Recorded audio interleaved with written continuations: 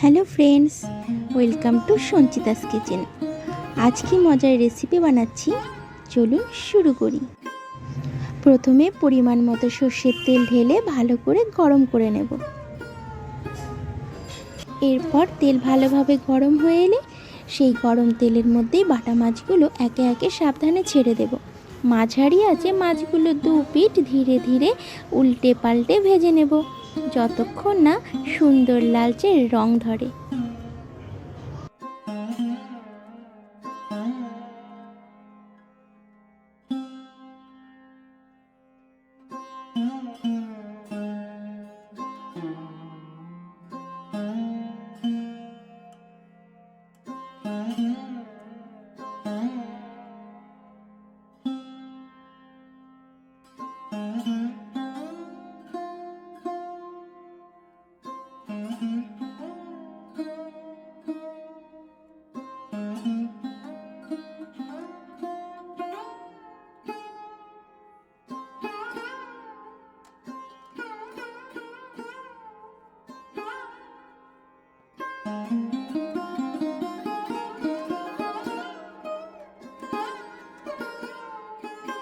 এরপর ওই তেলের মধ্যে গোটা জিরে ও শুকনো লঙ্কা ফোড়ন দিয়ে দেব। সেই ফোড়নের তেলের মধ্যে আলুগুলো ছেড়ে দিয়ে মাঝারি আঁচে নেড়ে চেড়ে ভেজে নেব যতক্ষণ না আলুগুলো হালকা লাল হচ্ছে। এরপর কাঁচা লঙ্কা দিয়ে একটু নেড়ে নেব। এরপর কেটে রাখা টমেটো দিয়ে ভালো করে নেড়ে চেড়ে মিশিয়ে নেব। এরপর স্বাদ মতো লবণ ও পরিমাণ মতো হলুদ গুঁড়ো দিয়ে সব কিছুর সঙ্গে ভালো করে মিশিয়ে নেব। টমেটোটা মাঝারি আঁচে ধীরে ধীরে নেড়ে চেড়ে ভাজতে থাকবো যতক্ষণ না টমেটোটা নরম হয়ে ভালোভাবে গলে যায়। এরপর জিরে গুঁড়ো ও শুকনো লঙ্কার গুঁড়ো ছড়িয়ে দিয়ে সব কিছুর সঙ্গে ভালোভাবে নেড়ে মিশিয়ে নেব।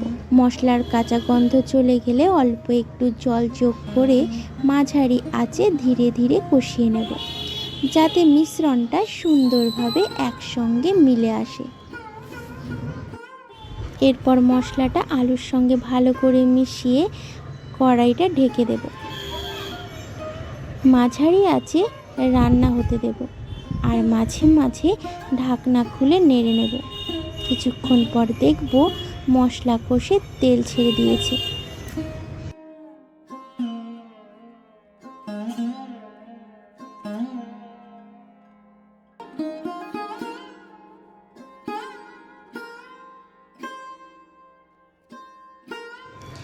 এরপর কড়াইয়ের মধ্যে পরিমাণ মতো জল ঢেলে দেব। জল দেওয়ার পর আলু ও মশলার সঙ্গে জলটা ভালোভাবে মিশিয়ে নিয়ে রান্না হতে দেব যাতে ধীরে ধীরে ঝোল তৈরি হয়ে যায়।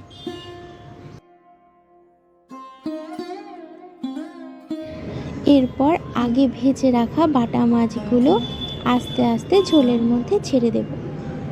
কড়াইয়ে ঢাকনা দিয়ে মাঝারি আঁচে কিছুক্ষণ রান্না হতে দেব যাতে মাছগুলো একটু নরম হয়ে ঝোলের সঙ্গে ভালোভাবে মিশে যায়।